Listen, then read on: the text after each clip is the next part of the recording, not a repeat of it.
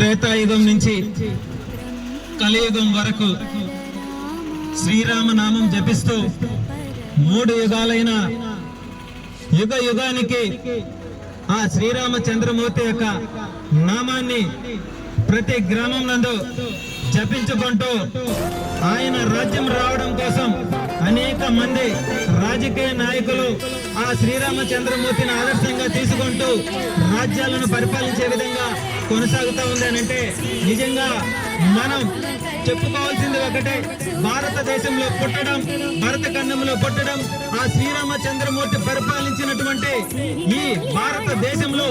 మనం కూడా ఒకలం అవడం నిజంగా ఎంతో ఆనందంగా ఉంది. అదేవిధంగా ఈరోజు శ్రీరామనవమి సందర్భంగా ఏదైతే సర్వేపల్లి నియోజకవర్గంలోని మనుబోలు మండలం పాయతాల్పూరు సెంటర్ నందు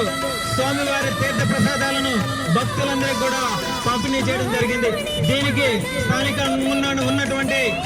మండల అధ్యక్షులు ప్రసాద్ గారు, అదేవిధంగా మన కంటే సుధాకర్ అన్న గారు, మా మహిళా అధ్యక్షురాలు దుమ్మినేని వాణి భవానీ గారు, మా జాకీర్ బాయ్ గారు, అదేవిధంగా మా సోదరులందరూ కూడా కలిసి కట్టుగా కూటమిలో భాగమైనటువంటి బీజేపీ నాయకులు కావచ్చు, తెలుగుదేశం పార్టీ నాయకులు కావచ్చు, ప్రతి ఒక్కరూ కూడా ఈ యొక్క తీర్థ ప్రసాదాల పంపిణీలో భాగస్వాములు అవ్వడం, మేమంతా కూడా రామరాజ్యం రామరాజ్యం అని చెప్పి ఎదురు చూసే తరుణంలో దేశం కోసం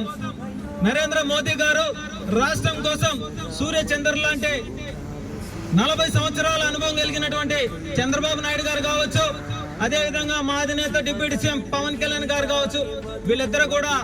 సూర్యచంద్రులాగా ఈ రాష్ట్రాన్ని అభివృద్ధి వైపు నడిపించేదానికి, రామరాజ్యాన్ని నెలకొల్పేదానికి కూటమిలో భాగంగా ప్రజలందరూ కూడా ఆశీర్వదించడంతో పాటు ఈ రాష్ట్రాన్ని 9 నెలల